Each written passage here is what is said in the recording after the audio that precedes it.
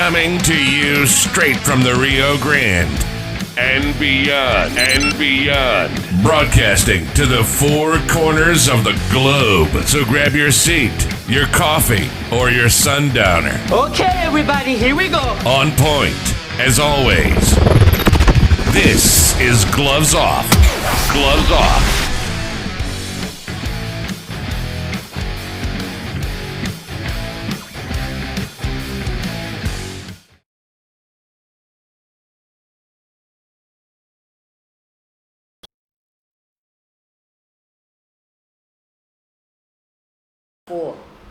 Back at you in Gloves Off, and today I have a great guest, one of the pillars of Wet County, Judge Oscar Liendo, and we're going to be touching base on every school year, things change, and he's in to give us a couple of insights. Judge, good to have you again.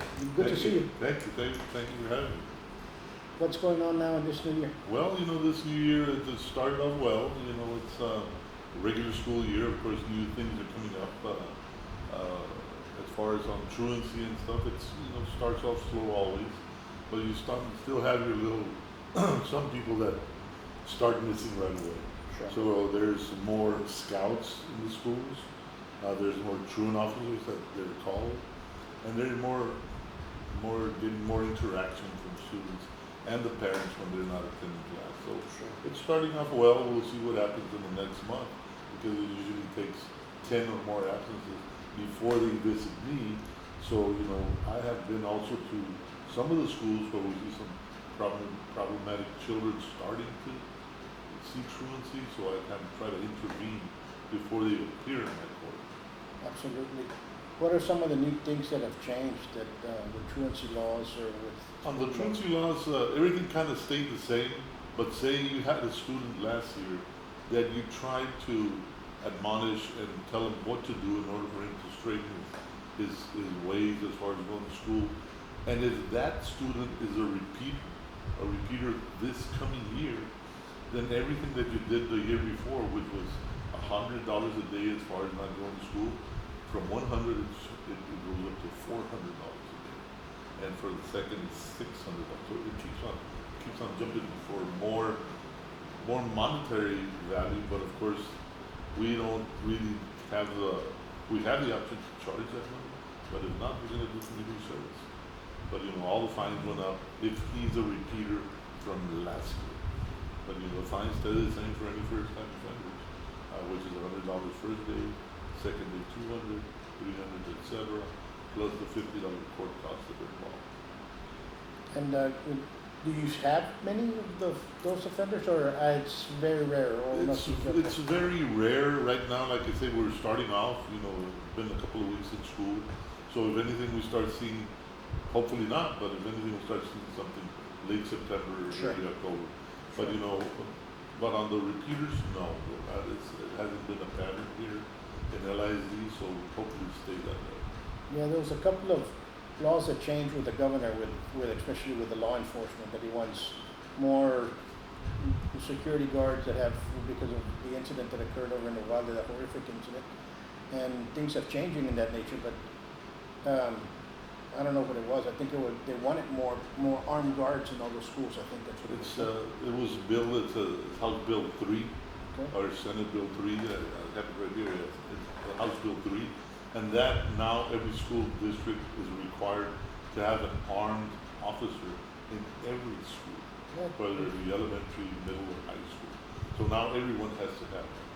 So in each campus, at each school. So that's one of the new rules that have come in.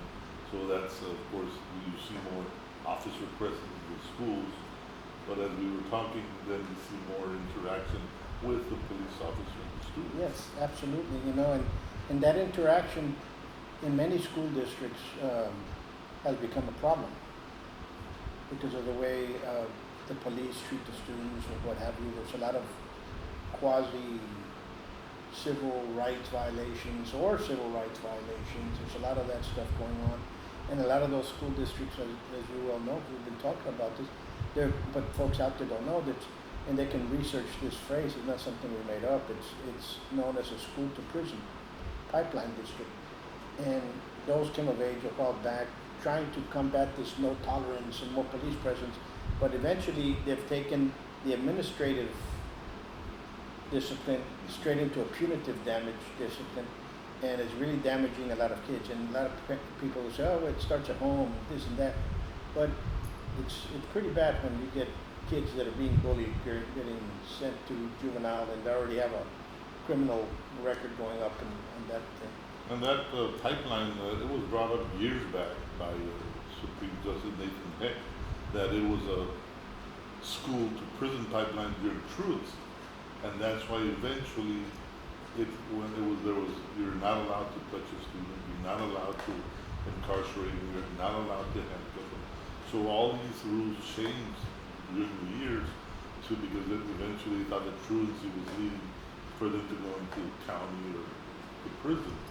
But it has changed, and hopefully we'll see some change on the other issues that are involved now, which is there are a lot of issues concerning vaping and bullying that are coming up. Yeah, there's a lot, and there's a lot of issues. I've always told people about bullying, and I tell parents. I mean, we get, as you can see here, but we get a lot of parents that call weekly that they have a problem with their child being bullied, and I tell them you have to take two things into consideration. Was he bullied? Because bullies is a continual habit. It can be one person, 4 people, 10 people, whatever. They follow you around. It's a continual insultative habit that continues by one person or various persons, right? It can be a group. In a schoolyard tussle, a fight. Yes. And people say, no, and right now they're confused. A lot of schools, administrations and everything are confusing both. A schoolyard fight can be, okay, no te tiro la pelota, el otro, one thing led to another, that's the end of the story, everybody shakes hands and walks off. Mm-hmm. That's what used to happen when we were kids. Yes. Right? And now bullying can follow you into cyberbullying. There's a lot of other elements that are occurring now, and there's actual laws to protect kids for that. And parents need to be aware of those. And like I tell all the parents, you all are the ones that are going to stop bullying.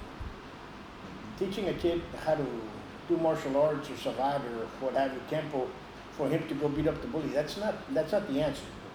The answer is understanding what it needs. Most likely it needs self-confidence, self-esteem, which martial arts can help, which any other discipline can help.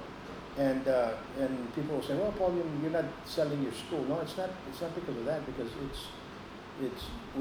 I'm very confident of my people. They're very capable. But what I'm saying is that when you have parents, they're confusing everything. Yes, bullying does occur. What I don't like now is bullying, and especially with the police, is when they go outside the school premises and 2 kids from the same school get in a fight. They can be held accountable in the school and be punished at the school even though they were not in school. And that to me is taking it a bit too far. There's a lot of things in schools. A kid is being bullied. Eventually, if you're being bullied, there's going to be a reaction. And that reaction, it's a matter of time. And usually it's going to be an explosive reaction right away, very aggressive reaction. And when that happens is that, the bullyee is going to turn around and hit the bully. And all of a sudden now, the bullyee, for defending himself, is being punished punitively, and that to me is not wrong. Because if you and I, we were in the street and somebody attacked us, that's self-defense. Yes. So you have to take both sides as to what is going on, not just blame them both. And throw them in both in whatever and juvenile, whatever, whatever it might be. You have to look at the both sides of how it culminated to get to that event. So it's tough. It's tough, but you have to. And I tell parents, if your child is being bullied, you have to leave a paper trail. You have to talk to a lot of parents do talk to the teachers. Mm-hmm. They get mad, yell at them or what have you. He says, put it on Facebook and that's the end of the story. No. You have to send them a letter of what the memorandum of the meeting that we had. Here's a memorandum. Send it to them. And then send that letter to the vice principal. Happens again, now send the letter to the teacher, the vice principal, and the principal. And it happens a 3rd time, it bypasses the first, it goes principal and and the superintendent, and now we have a problem. And because most schools, like I know UISD, has what they call a stay away contract, kind of like a peace bond. Yes. Uh-huh. Or if you can go with one of the magistrates, one of you all to get a peace bond if it's getting that far out. On the juvenile side, they would have to be the county attorney since Right. they're Yeah. underage. Anybody 18 and over, of course, can go to any JP office. But on teenagers, underage, it has to be to the county attorney to look for some relief. But again, like you say, you have to have that paper trail. That you did contact the vice principal, you did contact the teacher. And because if you say, well, I told you, I told them, I told this, I put it on Facebook, that's not going to help. You need to have that paper trail going on. And talking of changing subjects, there's been kids who've been arrested because of that, because of fighting and stuff like that. Is there any numbers? Like, is there numbers like? Preliminary numbers that I've seen, and this is, it might vary, but, I usually deal with just LISD schools, but the magistrate judge in charge of the youth village just kind of threw out some numbers that from last October to June, there were about 199 arrests. And For both school districts? on UISD, Okay. because that's what she had. I'm getting some numbers for LISD. But it says the majority of the arrests were for vaping, and about 1/3 of the arrests was for bullying. So, it's both combination, but I think the biggest concern right now is, and I think we've had meetings with SCAN and different agencies, and vaping is a big issue now. Yeah. And unfortunately, now with all these illegal substances that they put on the vaping cartridges, there's stiffer penalties. Yeah. Before, a marijuana joint, it's a Class B. If you get a vaping cartridge, now they weigh it, so it goes into a state jail felony. So there's different issues that parents as well as educators and all of us have to take into consideration, because it is an issue on the vaping, and it's very easy to hide in your pockets, in your backpacks, etc. So it's something that parents and students need to be aware of. That there are stiffer penalties for vaping cartridges that include THC or any illegal substance. And that's a problem. But the penalties are pretty stiff now. But the problem with that, excuse me, more so is that they're lacing a lot of the stuff with fentanyl. That's correct. And lacing it with that, and lacing everything else, and all this other stuff, what they put in it, and everything else, that's when the danger comes. You'll have a child that all of a sudden tried it one time, and all of a sudden he it wasn't that he was an addict, it was just he tried it at one time, and that's the problem that we have to have. So right now, parents, older brothers, sisters, everybody, be very vigilant what's happening and stop that thing now and quick. And it should be legal because of the damages that it does, but it's being sold, and it's being sold. And these vape cartridges have more chemicals than a cigarette. Even though they might put some different flavoring, etc., but if you take a look at what is involved there, they can put anything in there, and they're more harmful than cigarettes are. But it's the in thing, and kids want to try it. But like you say, they're laced now with fentanyl. One puff could be your last. Absolutely, one pill can be your last. Yeah. And folks, you don't need that. There's a lot of ways that you can be having fun and to go out there and get high for it, something like that. And people might say, "Oh, well, this is that." Well, it's a different story. But I think there's some penalties now, severe penalties, even for the pushers that are pushing fentanyl. I think they're going after them pretty harshly now. Eventually, if one of these cartridges or pills contains any type of fentanyl, and tragedy might strike as far as the death of a young man or a young lady or adult, they can be held liable for murder. Yep. So now there's stiffer penalties now. So, Yep. parents need to be aware of what their child is doing, every day. And one thing about people might be saying, well, I'm just vaping, or I'm vaping tobacco. Most of the oils that are there's a lot of percentages, a huge percentage of the oils that are being sold are made out of CBD. And that CBD oil is what is made out of marijuana. It's still a cannabis-based plant. It's a plant. It's the same thing. So even if you're smoking the tobacco and you go take a urine test, you're going to come out positive for marijuana. A lot of people say no, and this, and there's tests for that, and there's this test over here. But there's tests on both sides that some say no, some say yes, so be careful when you do all that stuff out there. It's Because going you never to trip it know off. what's in there. And we even had a presentation today by a doctor out of Doctor's Hospital that some of these vapors and whatever you're vaping in is like an aerosol spray that goes into your lungs. Some of the damage that is done to your lungs is irreversible. Yeah, the popcorn lung. You can't reverse that. Your brain, besides that, if you're a young man or a young woman, your brain develops till you're 20, 21 years old. You start vaping at a young age, that thing's going to be, null and void. You're learning, all your capacities will be gone. So it's a big issue. I know there's another House bill that came in. I think it's House Bill 114. It's House Bill 114. But there are disciplinary actions by any school district which they can take against the student, which is 20 days disciplinary, which should be in school or send them to a program, through SCAN, Pillar, etc. But, there's things that they can do, but we need to stop this at home. That's what we need to stop. Well, a lot of the stuff is being stopped at home. It's being passed in the schools. So somewhere it's bypassing in there. If it's a metal cartridge, it's bypassing metal detectors. That means that the security's at fault. And if they can bypass a cartridge that goes beep beep on a metal detector, they can bypass a knife. They can bypass a pistol. And so people need to be very aware that our security that we think it's actually faulty.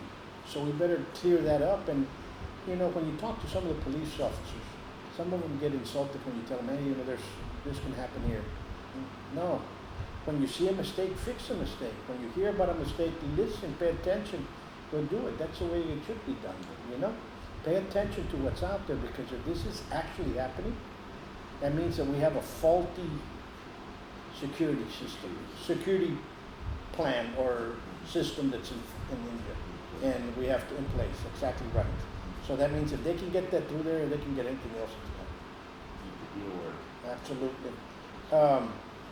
On those numbers, that from the UISD, what were the ones from LISD? LISD, I just spoke with a representative this morning, and I should be getting some numbers. Maybe the next time we meet, I'll have some numbers so we can compare, LISD, UISD, or what the numbers are and what's being seen the most by both school districts. Yeah, because I think that'll be something else. I think we should be going into that, and once more, folks, if you have a problem with addiction, there's some great resources out there. There's Pillar, there's SCAN. Your doctor can help you. You can call the sheriff's department; they can help you out. Even the DA, and they can address you where you can go. Understand where you can go get help. Even Judge Liendo, one of the JPs, call them up. You know what? We have this. They can help you all get help. That is what it's about, And what we need is we all need to come in down as a community to be able to combat this, and that's what's needed, because these numbers are pretty bad. Yes, they are, and like you say, as a community, we need to get together so we can stop this now. We don't want it to be like a cigarette that we waited 120 years to find out that it was bad for you. We don't want that. We want to stop vaping now. Because the parents and the students, children educated about vaping and the dangers that it's involved. And I understand that people have the right and they want to smoke and so on and so forth. That's why they eliminated in some areas smoking districts and smoking. You have a smoking room. You go to Europe, the restaurants there, then all of a sudden they have a glass encased room. You want to go smoke, you go smoke in there. And yeah, and you know, and it's so things have to change. But when it's too dangerous, there has to be some laws and other than that, is there anything else? No, that's basically it. That's what we're addressing now. First, we talked about the truancy, but one of the big issues right now amongst the youth is the popularity of that vaping. And we need to address that because, like I say, you don't know what you're buying, what's inside the package. Then you get drug tested and you test positive as well. I was just vaping. You don't even know what's in there. Yeah. So you have to be careful and know what you're putting in your body. If you're putting anything at all, just don't do it. Absolutely. Folks, we'll leave you with this. You all stay safe, be safe. Until next time, we're going to continue conveying here, but you all take care. Have a great week. Thank you, Bruce. No, thank you. But I think we're on